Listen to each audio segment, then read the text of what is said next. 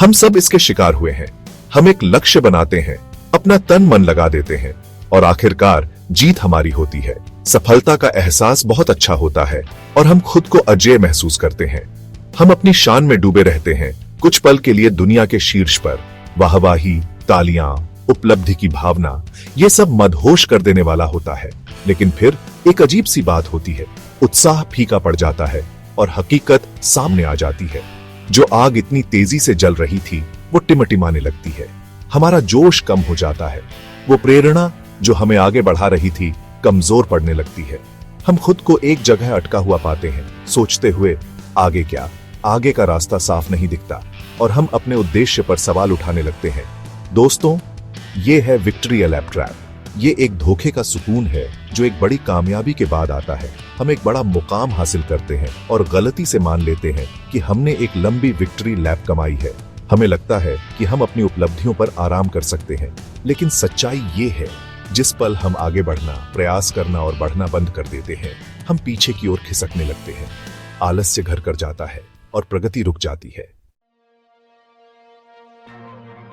आलस्य सपनों का एक खामोश दुश्मन है। ये आपको तब घेर लेता है जब आप इसकी बिल्कुल भी उम्मीद नहीं करते। आपको सुरक्षा के झूठे एहसास में लपेटकर आपको लगने लगता है कि आप बन गए, अब आगे बढ़ने की कोई जरूरत नहीं है। लेकिन यहीं पर खतरा है। रिसर्च बताता है कि लॉटरी जीतने वालों में से 60% से ज्यादा लोग आखिरकार दिवालिया हो जाते हैं।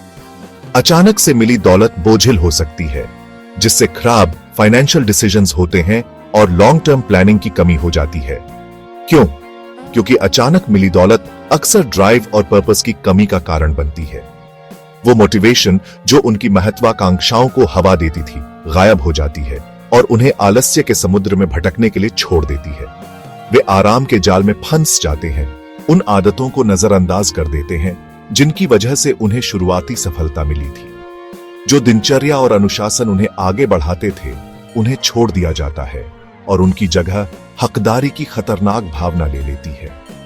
यह सिर्फ लॉटरी जीतने वालों तक ही सीमित नहीं है।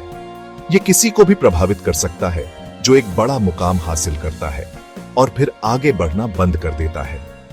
ओलंपिक में जीत हासिल करने वाले एथलीट्स अक्सर इस चुनौती का सामना करते हैं। एक बार शीर्ष पर पहुंचने के बाद वो कड़ी ट्रेनिंग और समर्पण, जिसने उन्हें उनके स्पोर्ट के शिखर पर पहुंचाया, अनावश्यक लग सकता है।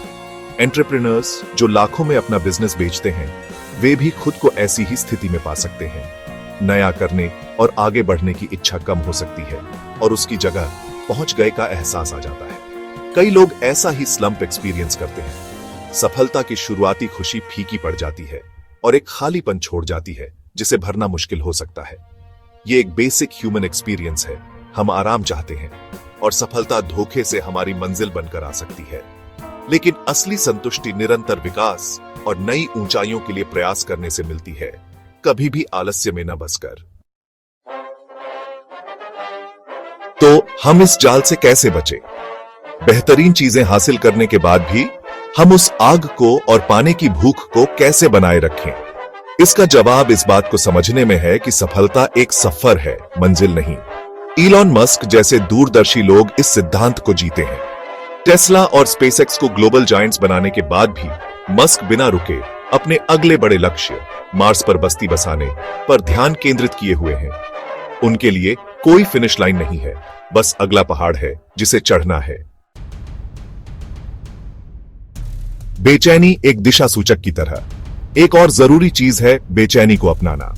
अमेज़न के फाउंडर जेफ बेजोस ने एक फेमस बात कही थी, अमेज़न में हमेशा पहला दिन होता है। यह मैंट्रा निरंतर इनोवेशन के प्रति कमिटमेंट को दर्शाता है, तब भी जब इसका मतलब अपने कंफर्ट जोन से बाहर निकलना हो।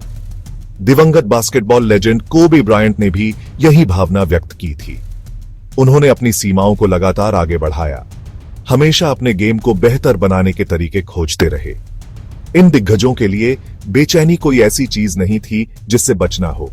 यह एक कंपास था जो उन्हें विकास और महारत की ओर गाइडिंग कर रहा था।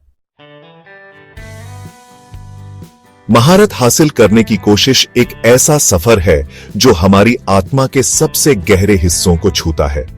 यह चुनौतियों, जीत और गहरी आत्म खोज के पलों से भरा रास्ता है।